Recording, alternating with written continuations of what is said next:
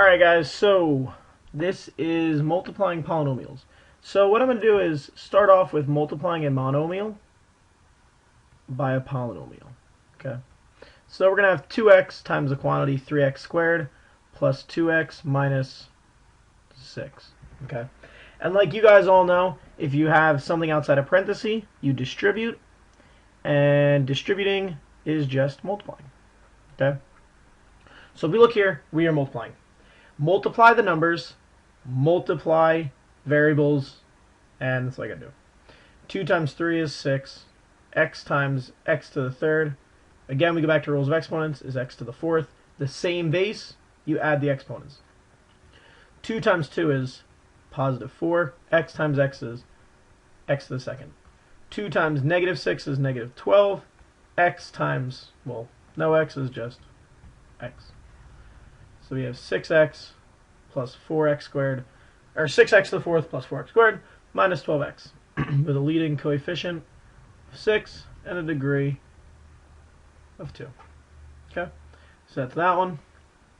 Next one, we'll make it a little more challenging.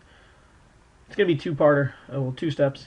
4 times 3x squared plus 2 plus 3 times x squared minus 6. Okay, the only difference between this problem and the first one, ooh, what am I doing? Alright, is that this first problem only has one distributive. Then we combine like terms or simplify. This one is going to have 2 distributives. Okay, which doesn't really make it any harder, just a little longer, but it's still pretty good. So distribute the 4, we get 12x squared plus 8 plus 3x squared minus 18. Combine like terms, x to the second and x to the second gives us 15x to the second. 2 constants give us negative 10. Final answer is 15x squared minus 10. Okay, nothing too hard. It's pretty easy, pretty basic. Now, it starts to get fun when we have to multiply a polynomial, x plus 3, by another polynomial, x plus 2. Okay, now this has a lot of fancy names. Okay, some people like to call it foiling. That's probably the most common. Some people use a distributive method. Some people draw this fancy box. Now, I'm just going to break it down as easily as I can. Okay, so if you look here, we have x plus 3 times x plus 2. This x plus 3 was not here. You would just distribute this x to x. You would also distribute the x to the 2. Okay, but since the 3 is there, you can't just leave him alone. So let's just say this x wasn't there. We would take the 3, distribute with the x. Take the 3, distribute with the 2. Put my x back. And with the purple, you get x times x is x squared. X times 2 is 2x. 3 times x is 3x. 3 times 2 is 6. Okay? So as you see here, we just have a polynomial. But before we're done, we need to combine like terms. There's only 1x to the second. There's 2x to the first plus 3x to the first. It's 5x to the first. And we have plus 6. That's your final answer. Okay. There's a whole bunch of different ways to do this.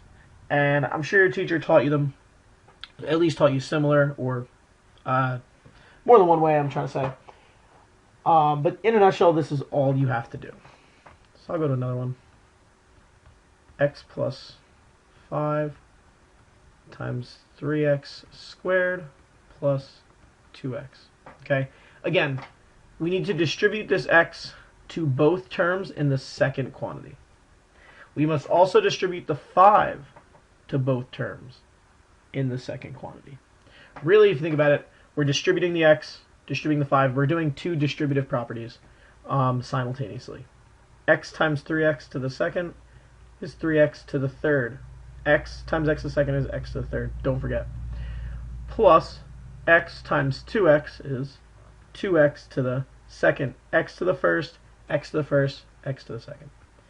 5 times 3x squared just gives us 15x squared. 5 times 2x gives us 10x. Combine like terms, 3x to the third. Then we have 2x squared, well, 2x's to the second, x squared and x squared. So you get 17x squared plus 10x. Okay? And that's that. Let's try the hardest one. Again, it's not really hard if you just follow the same thing we've been doing. Okay? So if you look here, the last two problems were a binomial by a binomial, binomial by binomial. This is the big bad boy. It's a binomial by a trinomial. But again, we must multiply this x by everything in the second set of parentheses. So x times x squared gives us x to the third. X times 2x gives us 2x squared. X times 1 just gives us x. Now we must also multiply the 2 by everything in the second set of parentheses. 2 times x squared is 2x squared. 2 times 2x is 4x. 2 times 1 is simply 2. Now we combine like terms. X to the third, 2x plus 2x is 4x squared, plus x plus 4x is 5x, and plus 2 at the end. Okay. So in a nutshell, that is multiplying polynomials. It's nothing crazy. If you guys like color coding, I don't know, bring 2 pens. But in reality, it's just multiplying every term in the first by every term in the second. No matter, even if you have a crazy problem like this. X to the third plus x squared plus 2 times x to the fourth plus 2x plus 3x squared minus 6. This would just be a lot of multiplying. And I hope you understand. I'm not going to do all these multiplying because it's a lot. But here's the video on multiplying polynomials. Hope you had fun. I did. Hey, what's going on, guys? So I ended the last video kind of prematurely because there's one more thing I wanted to get over. We'll go over. So if we go back to our early days of mathematics and we take the number 2 and we square it, that's a cube. We square it. Okay.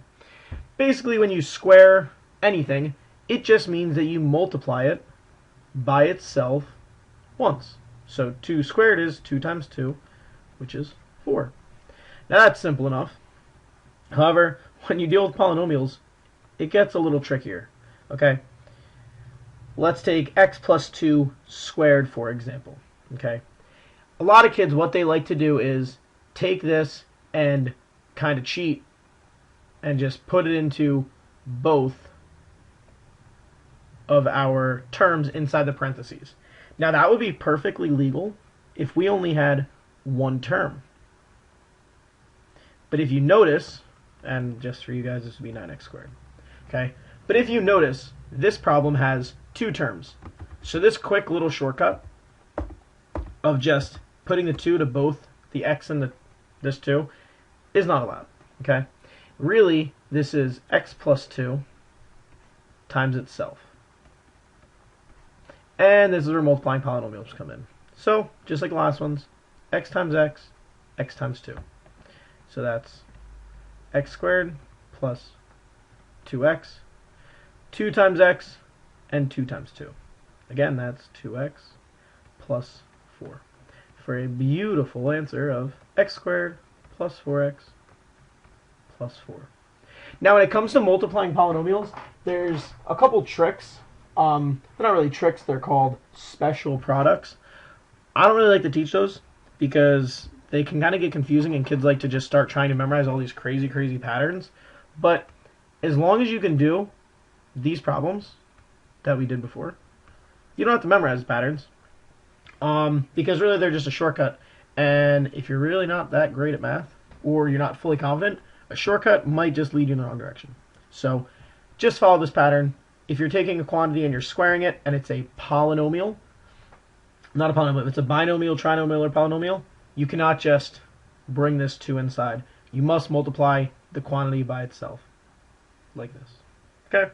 And now this is the end of multiplying polynomials.